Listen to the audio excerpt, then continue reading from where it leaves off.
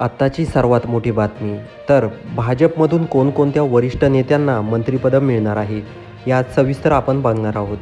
तर मंगल प्रभात लोढा यांना देखील भाजपकडून मंत्रिपद देण्यात येणार आहे।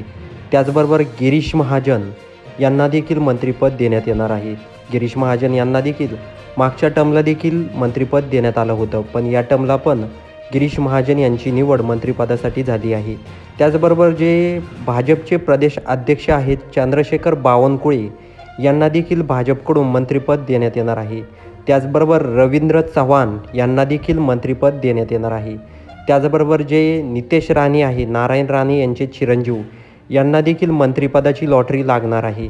तर त्याचबरोबर जे राहुल कुल आहे यांना देखील मंत्रिपदाची लॉटरी लागणार आहे। त्याचबरोबर जे दुग्धविकास मंत्री होते मागच्या टर्मला राधाकृष्ण विखे पाटील यांना देखील मंत्रिपदासाठी निवड करण्यात आली आहे। त्याचबरोबर जे शिवेंद्र राजे भोसले आहेत यांना देखील भाजपकडून मंत्रिपद देण्यात आलं आहे। त्याचबरोबर जे आमदार आहेत यामध्ये अजून आमदारांना देखील भाजपकडून काही आमदारांना देखील मंत्रिपद देण्यात येणार आहे।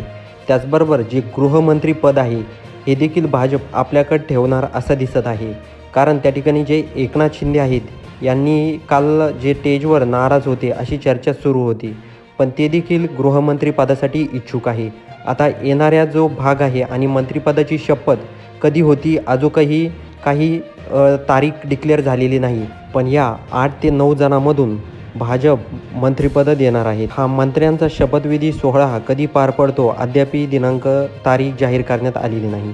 जर व्हिडिओ आवडला असेल तर चॅनलला सबस्क्राईब नक्की करून घ्या।